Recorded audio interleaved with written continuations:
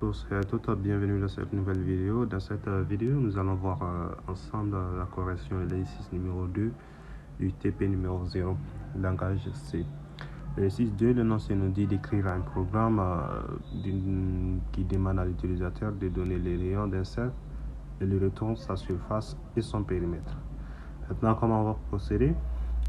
Tout d'abord, nous allons déclarer notre bibliothèque. Je vais prendre Jazz include studio.h math stdlib. Donc j'ouvre maintenant main. Donc je déclare rayon S et périmètre. Rayon, ça sera pour voilà, les rayons, notre rayon. Donc S, ça sera pour la surface et périmètre, ça sera pour périmètre. Donc point virgule float, je prends notre constante, la constante pi. Voilà, comme nous le savons tous, avec les surfaces périmètre d'un cercle, donc il faut forcément l'intégration du pi, du nom pi. Donc nous devons déclarer pi puisque notre compilateur ne le connaît pas pi directement. Donc je prends une valeur approximative qui fait 3,1415 92 65. Après je prends print, veuillez saisir le rayon puisque l'exercice nous demande demande à l'utilisateur voilà les rayons d'un cercle, puis il nous donne la surface et puis le périmètre. Donc nous devons demander à l'utilisateur de saisir le rayon du cercle. Donc je demande ça, après je prends la valeur du rayon avec scan. Donc scan pourcentage F, ici comme on a vu avec l'exercice 1, on n'avait pas fait pourcentage F parce que là-bas on n'avait pas déclaré des variables flottantes.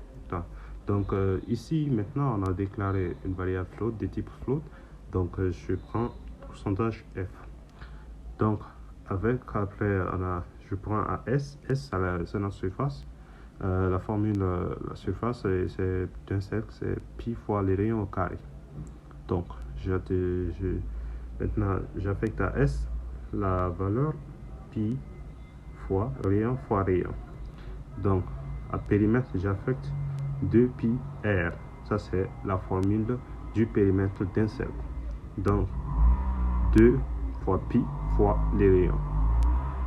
Donc print les périmètres de votre cercle est pourcentage F et sa surface est pourcentage F. Je prends pourcentage F vu que voilà, donc non seulement parce que j'ai déclaré les périmètres et surfaces de type float, mais aussi parce que le résultat doit me donner un résultat de type float.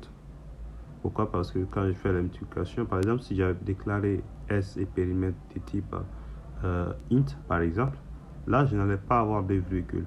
Voilà, donc j'allais avoir un entier tout court.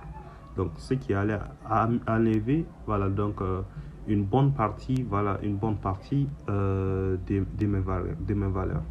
Donc, je dois prendre ça de type float pour avoir une valeur à peu près exacte, une valeur approximative. Donc retourne 0, voilà, donc c'est la fin. Donc nous allons tester ensemble. Veuillez saisir le rayon, je prends 2, voilà, donc le périmètre de votre cercle est 12.56 33 71 71 et sa surface est tant. Donc merci, à bientôt pour une nouvelle vidéo donc qui concernera l'exercice 3.